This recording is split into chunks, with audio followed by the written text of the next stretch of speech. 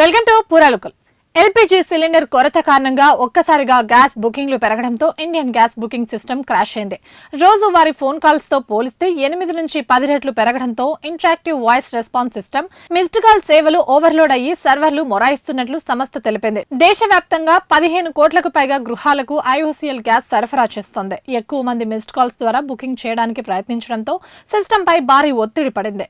Panic బుకింగ్లు పదే ప్రయత్నాలు చేయడం వల్ల సమస్య మరింత తీవ్రమైందని అధికారులు అంటున్నారు. అంతేకాకుండా వెండర్ ఇన్వాయిస్ మేనేజ్మెంట్ సిస్టమ్ కూడా డౌన్ అయినట్టు సమాచారం. దీంతో డిస్ట్రిబ్యూటర్ల కార్యాలయాల వద్ద వినియోగదారులు గుంపులు కట్టడంతో గందరగోళం నెలకొంది. ఐఓసీఎల్ వినియోగదారులకు బుకింగ్ కోసం పలు ప్రత్యామ్నాయ మార్గాలను సంస్థ సూచించింది. Indian Oil mobile app, WhatsApp, Indian Oil in customer portal, my SPG in BBC ప్లాట్ఫామ్లు, PhonePe, Paytm, Amazon Pay ద్వారా బుకింగ్ చేసుకోవాలని సూచించింది. రాత్రి 10 గంటల తర్వాత బుకింగ్ ప్రయత్నించాలని సూచించింది. రాత్రి 10 గంటల నుంచి ఉదయం 6 గంటల మధ్య చేసిన అభ్యర్థనలు మరుసటి రోజు ఉదయం 6 గంటల తర్వాత ప్రాసెస్ అవుతాయని అధికారులు తెలిపారు.